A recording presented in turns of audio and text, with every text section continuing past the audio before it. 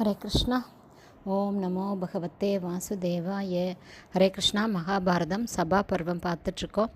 இதில் நாட்டுக்கு ஆபத்து வருவதை காட்டக்கூடிய அபசகுனங்கள், சிசுபால வதம், ராஜசூய யாகத்தின் நிறைவு, துரியோதனனின் பொறாமை, சகுனியின் நல்லுபதேசம், சூதாட்ட யோசனை, இதெல்லாம் தான் நம்ம பார்த்துட்ருக்கோம். பிரம்மாண்டமான மாளிகையை பார்த்து மிகவும் பொறாமையோட துரியோதனன் சகுனிகிட்ட பேசிகிட்ருக்காரு. அக்னி பகவானை திருப்தி செஞ்சு அர்ஜுனன் காண்டீபத்தை அடைஞ்சான். அதில் உனக்கு என்ன துரோகம் இருக்குது? மேலும் மயன் அப்படிங்கிற தேவாசுர சிற்பியை அக்னியிலிருந்து விடுவிச்சு உதவியதால் அந்த மயன் இந்த பிரம்மாண்டமான மிக மிக சிறப்பான அரண்மனையை கட்டி கொடுத்துருக்கான் பாண்டவர்களுக்கு. இதில் உனக்கு என்ன குறை அப்படின்னு சொல்லி கேட்குறாரு.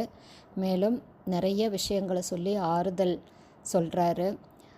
பீஷ்மர், கிருபர், ஜெயத்ரதன், சோமதத்தன், நான் எல்லாருமே இருக்கோம். கர்ணன் ஒருவன் போதாதா உலகையே வென்று காலடியில் போட? நீ எதுக்காக நீ இப்படி கவலைப்படுற அப்படின்னு சொல்லி சொல்கிறாரு. அப்போ துரியோதனன் சொல்கிறாரு, மாமா, நீ சொன்ன மகா வீரர்களோடு உன்னோடு சேர்ந்து பாண்டவர்களை நான் ஜெயிப்பேன். அவங்கள நான் ஜெயிச்சுட்டா இந்த பூமியும் அரசர்களும் என் வசம் ஆவார்கள். பாண்டவர்கள் நிர்மாணித்த அந்த மிக பிரம்மாண்டமான மாளிகையும் என் வசமாகும்னு சொல்லி சொல்கிறாரு. அப்போ சகுனி பாண்டவர்களையும் அவர்களுக்கு உதவியாக நிற்கக்கூடிய கிருஷ்ணனையும் யுத்தத்தில் வெல்வது அப்படிங்கிறது தேவர்களின் கூட்டங்களாலும் முடியாத காரியம் அப்படிங்கிறது தான் என்னுடைய கருத்து. ஆனால் ஒரு உபாயத்தின் மூலம் யுதிஷ்டனை என்னால் ஜெயிக்க முடியும் அப்படின்னு சகுனி சொல்கிறாரு.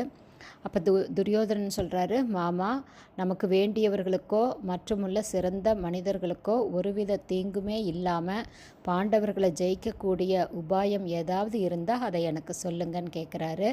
அப்போ சகுனி சொல்கிறாரு, தர்மபுத்திரன் சூதாட்டத்தில் விருப்பமுள்ளவன், ஆனால் அவனுக்கு அதைய சரியாக ஆடத் தெரியாது. அதே சமயத்தில் அரசனான அவன் நாம் அழைத்தால் ஆட வராமலும் இருக்க மாட்டான். நானோ இந்த சூதாட்டத்தில் கை தேர்ந்தவன். இதில் எனக்கு நிகரானவன் 3 உலகத்திலுமே இல்லை. மனிதர்களில் சிறந்த துரியோதனா, நீ சூதாட்டத்திற்கு தர்மபுத்திரனை அழைத்தால் காய் வீசுவதில் நிபுணனான நான் தர்மபுத்திரனுடைய ராஜ்யத்தை உனக்கு காலடியில் போடுவேன் அப்படின்னு சொல்கிறாரு. மேலும் என்ன சொல்கிறார் அப்படிங்கிறத நாளைக்கு பதிவில் பார்க்கலாம். ஹரே கிருஷ்ணா. குருதேவுக்கு ஜெய்.